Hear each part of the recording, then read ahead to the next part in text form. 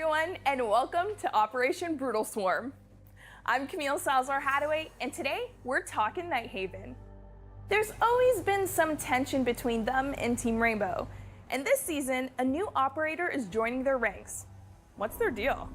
Creative Director Alexander Karpazis is here to enlighten us and to share more on everything that's coming in this season.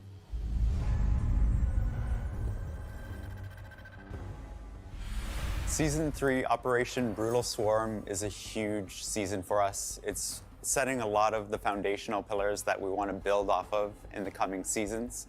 And so there's some big stuff coming. We have Grimm, who's a new operator from Singapore, who's joining Nighthaven, who's a fantastic, aggressive intel gatherer. And we also have an additional map coming to the mix that we hadn't planned on before, and it's a nice surprise for our community. And we have some interesting updates that are really important to us too, such as the reputation system, the next phase of it coming online. This season focuses on a squad that you already know. It's Nighthaven. It's led by Callie, and it's officially split off from the Rainbow Six group. We see Grimm joining the squad now, and we'll get even more information about what the squad is up to at the launch of the season. We've already communicated with the community about changes that are happening to the roadmap. We saw our map from Season 3 slip to Season 4, but we also wanted to create some surprises as well, which is an additional map that you all know and love already. We also wanted to highlight some of the changes that we're making to the reputation system. We're introducing some features today in the new season, but they also set up new changes for the next season as well. Now that you've heard more about what's coming, it's time to see it in action. Here's a teaser of Operation Brutal Swarm gameplay from our friend Chris Waters and the Ubisoft News team. One eye ready. What's tracking target? Things are looking grim for any defenders who like to stay undetected as Operation Brutal Swarm brings a new intel gathering operator to the attack. His name is Grimm, and his K1 Hive launcher gadget can reveal enemy positions from a safe distance with beads. Micro air vehicles, technically, but once you're in the swarm and getting pinged repeatedly, you'll have bigger problems to deal with. Operation Brutal Swarm is also introducing the Stadium map into the competitive pool, as well as updating the Recoil system and making weapon attachments more impactful. Plus, a new Impact EMP grenade arrives to give more attackers the power to turn out the lights. All this and more is coming with Operation Brutal Swarm, and your deeper look at it all continues now. Grimm joins the attackers with a high-tech gadget that can shake up the defenders' positions. Our game designer, Matthew Lacombe, is here to give you more intel about it, but first, we're going to dive into the design and development of Grimm with concept artist Sunshine Kim and director of gameplay design Jeremy Cavan.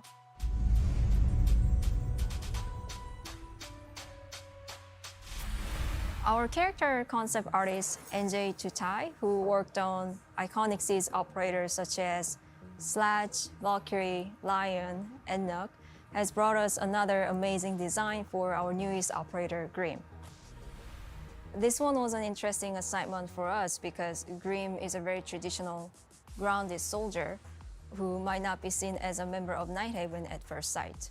We see this traditional soldier like Grimm standing among all these colorful operators, which creates this interesting dynamic. And Grimm's supposed to be a little bit outcast, and he needs to stand out a little bit. So it creates an interesting question: why does this guy belong to Nighthaven? What makes Callie trust this guy? It was really fun to explore this character and the designs based on this dynamic.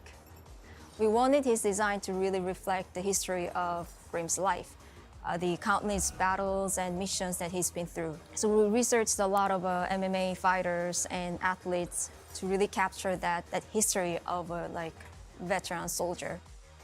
What I personally really like about Grimm is that he's a big, giant, buffed guy that, as far as I remember, we don't really have this kind of silhouette, at least in Asian male characters in our game just yet. So to create Grimm's device, there is something that we always wanted to add into Rainbow Six, and these are microtech gadgets. We thought that that was a very rich fantasy that could lead to really interesting visual experiences. Grimm's gadget is made of a few parts. The tracking device is a microtech bot. We call it B-bot. It can fly in the air, it's battery powered, and it can last for a couple of seconds.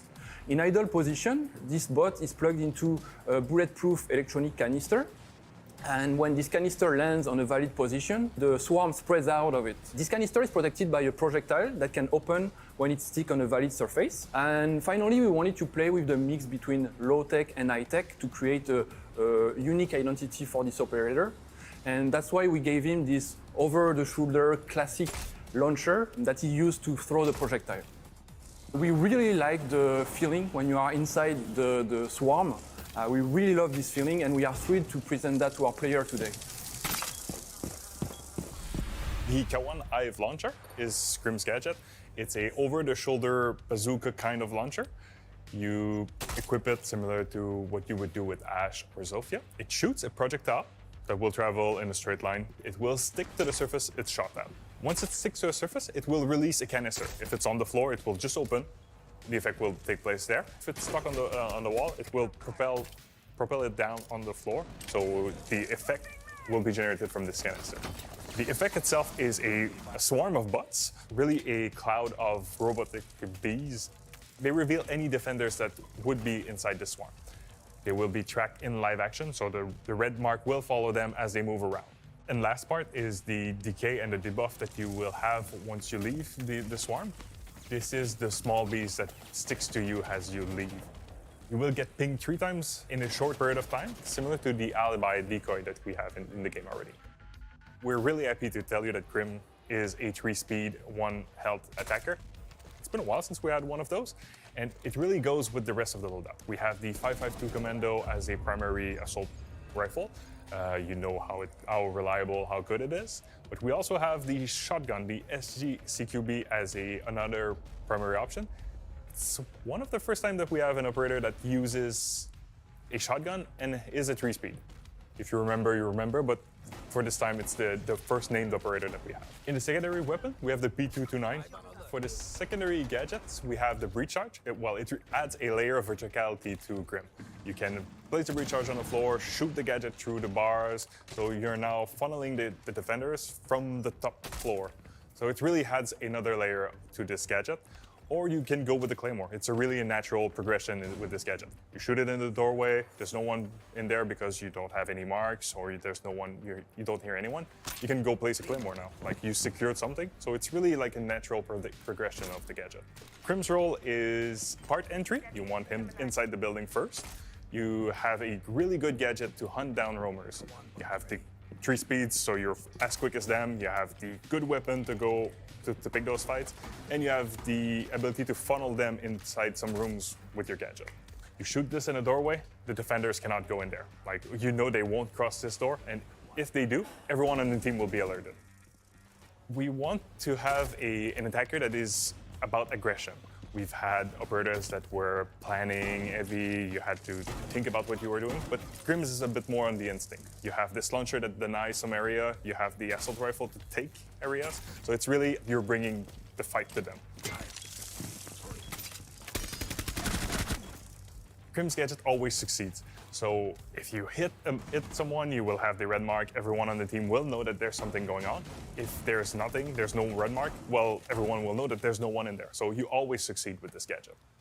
Operators like Nomad, Gridlock, they really help you secure the areas that you can attack with the Grimm. If you know that there's a defender stuck inside a room and contesting this with Grimm would be difficult, you can ask Sense or have a smoke grenade to block the line of sight so you can have the launcher get in there.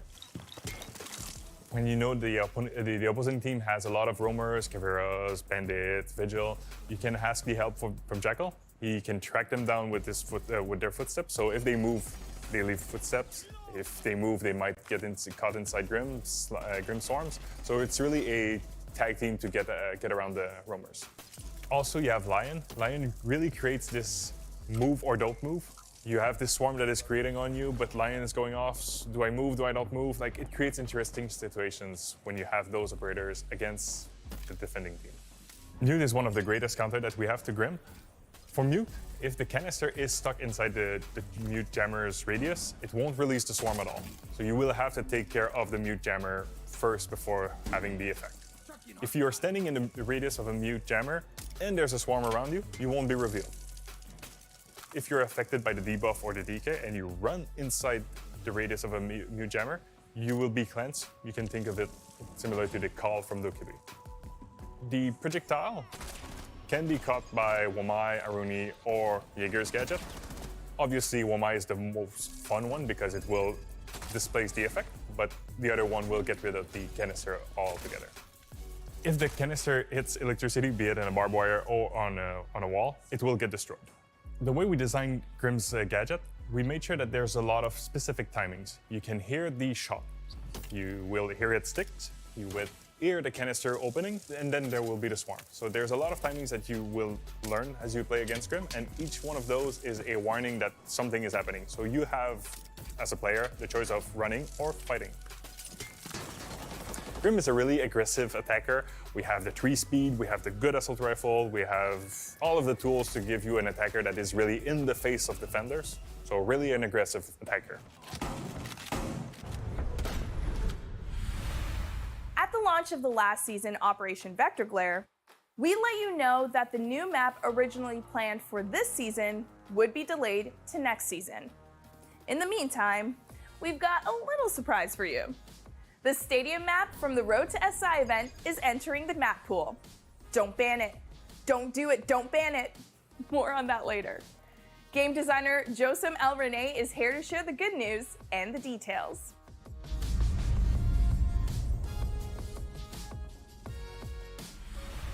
Originally for Season 3, we planned to bring you the Singapore map, but we needed some more time to tweak and finish our polished path.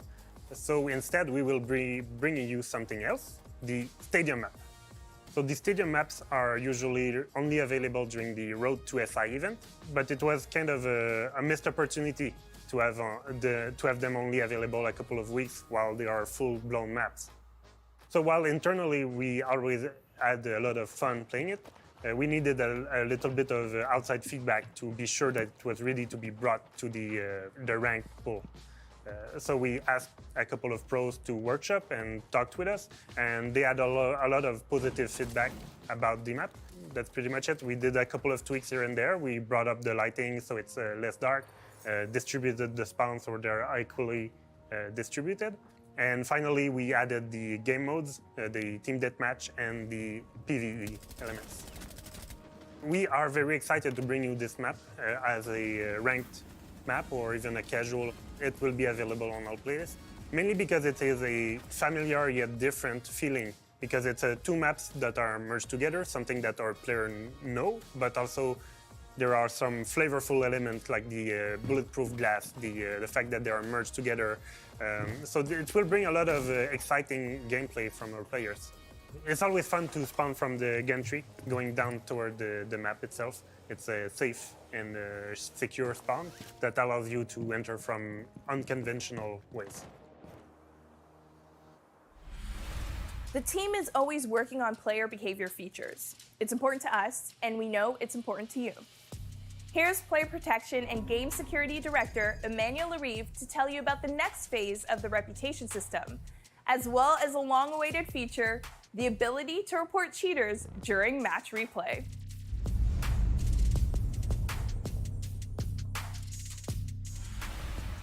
Last season, we introduced reputation penalties by adding penalties toward the friendly fire. With the new season, we will be adding a new penalty for abusive tech chat. So the people that are abusing the tech chat by sending hateful and abusive content will be detected, they will be reported by users, and repeated offenders will be under this new penalty. When the sanction will be triggered on the player, the penalty will occur on several matches. So the person that will be under this penalty will still be able to send text messages. However, only the people that choose to unmute him will be able to see those messages. It's really key that we give player choice to unmute somebody that is under this sanction. When the system will be released, there will be a grace period. During this grace period, only warnings will be triggered, no sanction. After this grace period, repeated offender will be under this penalty. The goal will be to remove and reduce the amount of hateful and abusive content that you are receiving through the tech chat. We want to create a positive environment for everybody. It is key. Communication in your game is key, and we want to provide a safer environment.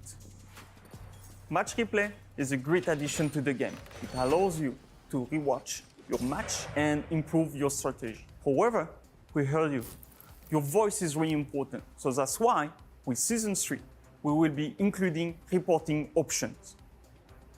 We totally understand that during a live match, you are not sometimes able to report a player.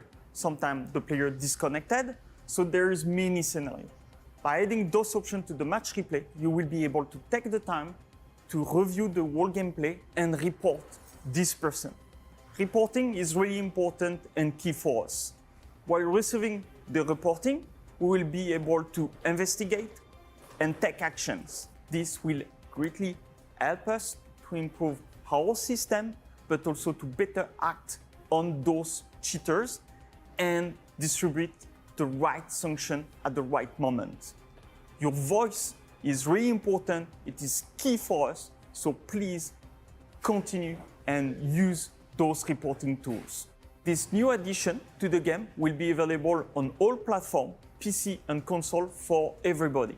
The team put a lot of effort toward all of this new feature. For the future, I'm really excited about what we will be building. Reputation system and commendation system. I hope you will enjoy our content. Balancing will have an important role in Operation Brutal Swarm. We're evolving the way we handle weapon recoil, which means the attachments you select will now have a bigger impact. Plus, some of your favorite operators will be getting a new secondary gadget option, the Impact EMP grenade. On top of that, there's exciting news for Rook and Dokivi. Welcome back Alexander Karpazis and Javier Sabarigo from the balancing team to tell you more.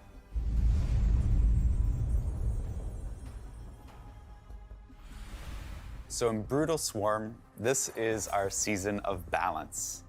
We're taking a good hard look at our weapon handling, and recoil systems, which are scary topics to talk about, but they're very important for our game.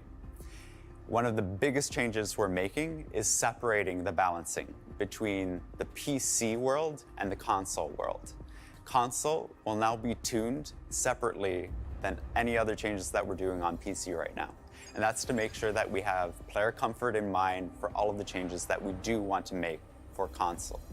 That means all of the other changes we're talking about today only affect PC. We're making some changes to the recoil system. What we're looking at with vertical recoil is a stepping ladder of phases for these weapons. For ARs and SMGs, you'll see there's 3 phases, and at each phase, you'll get an increase in recoil. For LMGs, this is even stronger, especially for LMGs on high-capacity magazine weapons.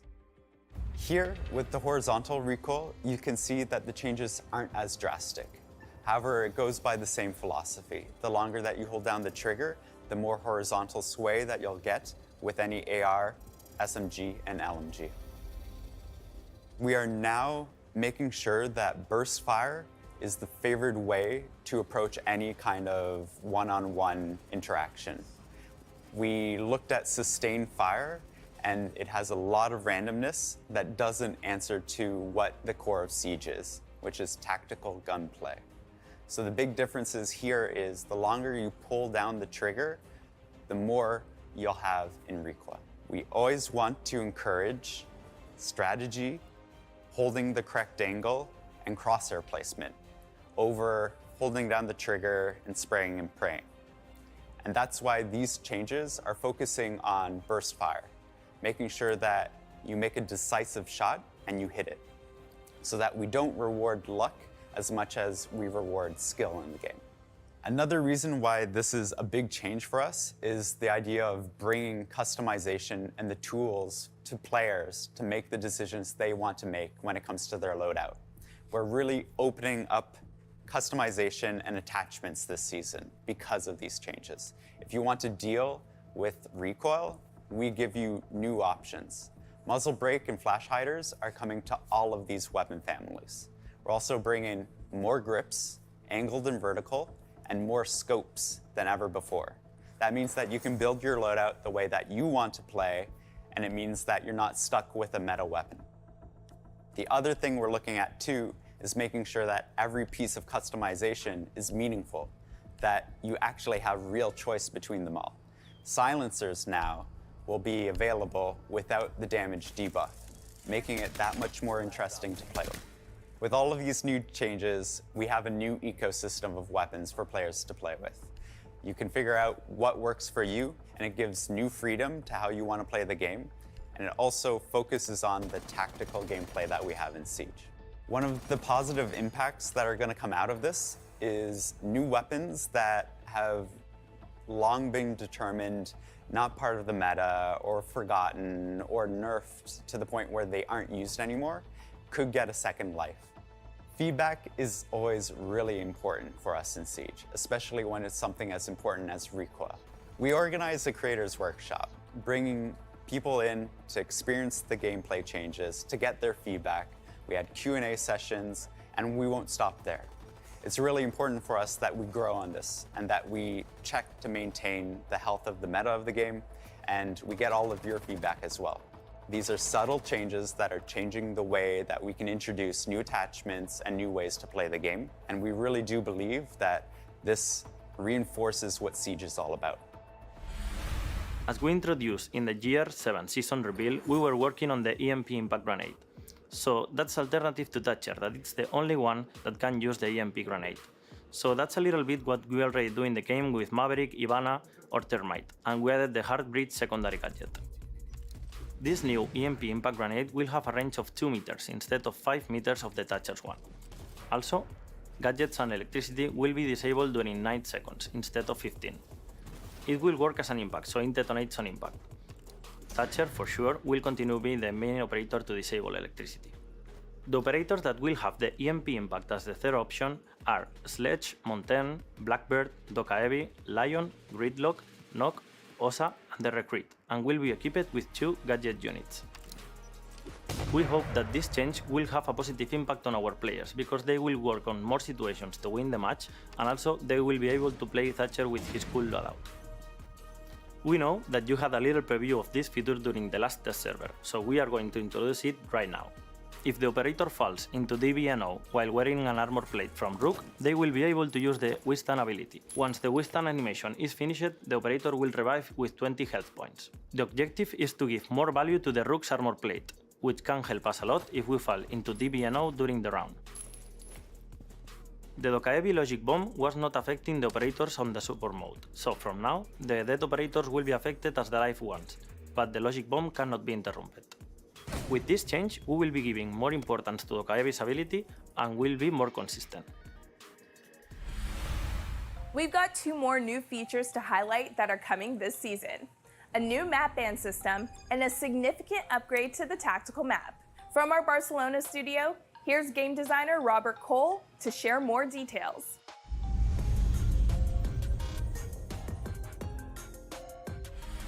So right now, the way the tactical map works is that it will show the spawn and objective locations, but it's true that it forces players to remember a lot of information, and even if the attackers find the objective, it will not be shown in the tactical map. We're doing a couple of quality of life changes to display the location of the objective once the attackers find it during the preparation phase. The attackers will also be able to see a list of potential objectives by the defense and also an icon next to the locked objectives. This will help players with their map knowledge, and it will also show previously hidden information that maybe more experienced players already knew. But overall, it will help players focus on decisions that matter, like planning their attack instead of feeling lost around the tactical map. We have been monitoring the map ban and pick rate, as well as the community sentiment regarding map distribution. If we take a look at the data right now, we can see how we have 3 to 4 maps with over 10% of the play rate, as well as maps below the 4% mark. We understand the map ban has room for improvements, and we want to address some of these concerns with this season changes. We're changing the map ban phase to contain 5 maps instead of 3. That way, if both teams decide to ban one map, the final decision will be a random between the 3 remaining maps. As well as, if both teams decide to ban the same map, the final decision will be between the 4 remaining maps. In the same case, if both teams decide not to ban any map, the final decision will be a random between the 5 remaining maps. With this change, we aim at increasing map diversity, while also maintaining the player agency of being able to ban maps from the pool. We will continue to monitor the situation and the performance of this change, but also make any adjustments necessary as part of our commitment on increasing map diversity. We know that this will help with map representation, but we also have future plans to tackle the exact problem of new maps being banned. Before we wrap it up, let's talk Brutal Swarm Battle Pass. Starting this season, the Battle Pass will come with a discount on all items in the shop. And if you like, you could buy one for your friend as a treat. For more details, here's Business Strategy Director Mohammed Ben Hanada.